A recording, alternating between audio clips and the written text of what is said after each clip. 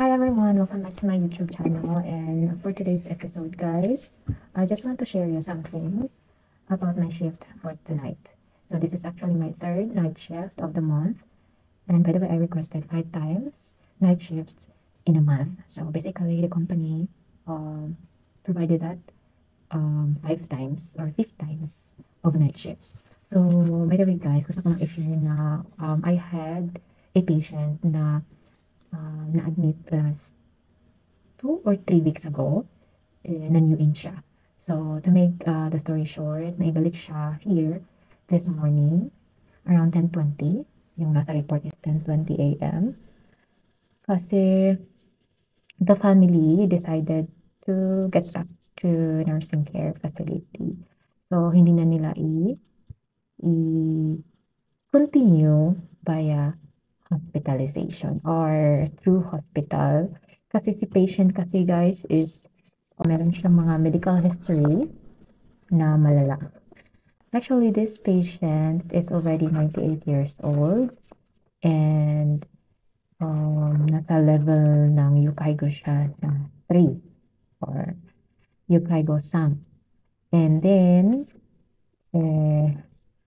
actually, every hour ako nag-check ng SpO2 and luckily nasa 95 up, may 95% SpO2, 96, 98.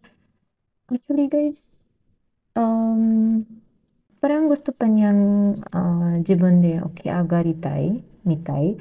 Gusto pa niyang ano ba, gusto pa niyang bumangon. Pero nakasulat sa paper na to is meron siyang asthma. Ano ba yung na-research? Kasi ginugugol ko lang siya guys kasi lahat nakakanji. All are in kanjis kaya gumamit ako ng Google Translator. And mamaya na naman, babalik naman po ako sa room niya para i-check yung vital signs pati SpO2. And then umutok ko ka. Yun. Change diapers talaga. And the rest of my patients are sleeping well. So there are a total of 9 patients here, by the way. And so, ayan guys, gusto ko lang i-share na. Minsan talaga guys na palagi natin sila nakakasama.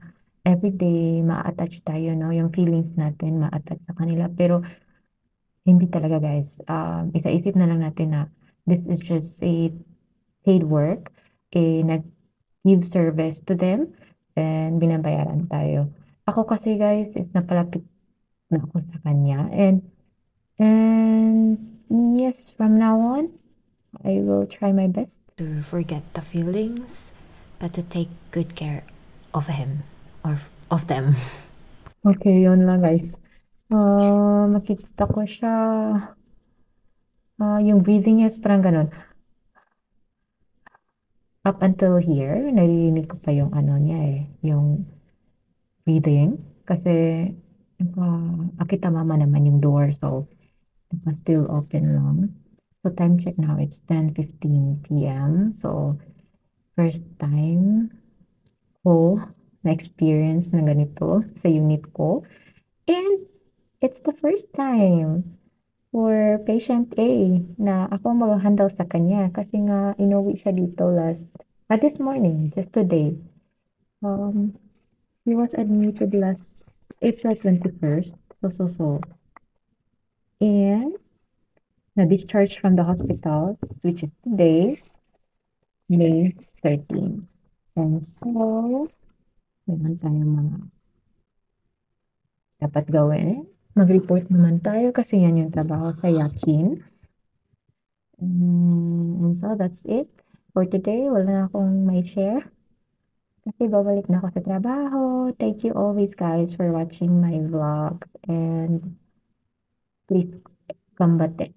Gambate kudasai ne. Once again, thank you so much for always watching my video. See you on my next upload. Goodbye. お疲れ様でした。